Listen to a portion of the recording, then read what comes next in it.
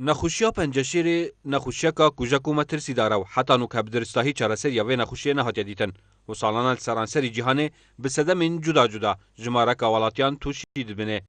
و لسنتر پنجشیر الدهو کیجی و لگورای آمارن هاتینا تومار کرن هر سال 2013 و تانو که زیدتر 4000 کسان توشی و نخوشی بوینه و لدفوان هاتینا تومار کرن. 2013 آمار سنتر ما 486 نخوش بون شواب 354 خلق دهو که بون و 132 آوره بون بله پیشت هنگه اف عدد اف جماره حتی دوباره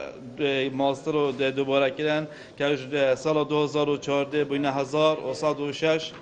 سال 2015 بوینه 1052 او نخوشن اوید نیو هاتنه دست نشان کردن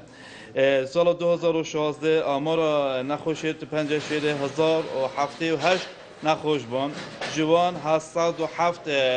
خلق پارزگاه دو کنه و 271 در پارزگاه دو کنه هر سال آمار 2017 که خلال واسه هیوادا هاتیا تومار کردن 114 نخوش نی هات دست نشان کردن پنجشیر و جمارا نخوشن که سردان سنتری کردین 2016 4457 نخوش سردان سنتری کردی که درمان خواه گیتی و چرا سری خواه کردی ل 2017 خلال واسه هیوادا 1087 نخوش سردان سنتری ما کردی با چرا سریه جلای خوبه برپس سنتر نخوشین پنجشیره دخواست کرد کسان خودانشان و دولمند اولاین پیوندیدار هریکاریا نخوشیان بکن جعالی درایوه وضع ما او روشه ما او امتداد بربون كودانت عتد بيجين سلمدة هاتي يد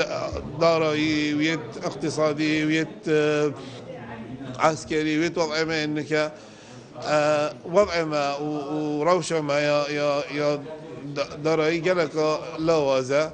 لو رأم جلك يعني اللي هي بيها بهن دست هوا الجل دست مع هاري كاريا خلقي خبكين دام شين برو دوامية بكاري خبكين وهاري كاريا بترين خلقي ما بكين لوگورای آمارن هاتینا بلافکرین لسنتر وان برێژا 2 سەدە یازاروکان دەفوان تومارکرینەو پتریا جوورە وێ نەخوشێک و بەربەڵاف لە دەف ژنان پەنجە شێرا مەمکایە و لە دەف زەڵامەژی پەنجە شێرا سێها ئانک و مێلاکێ بەیارام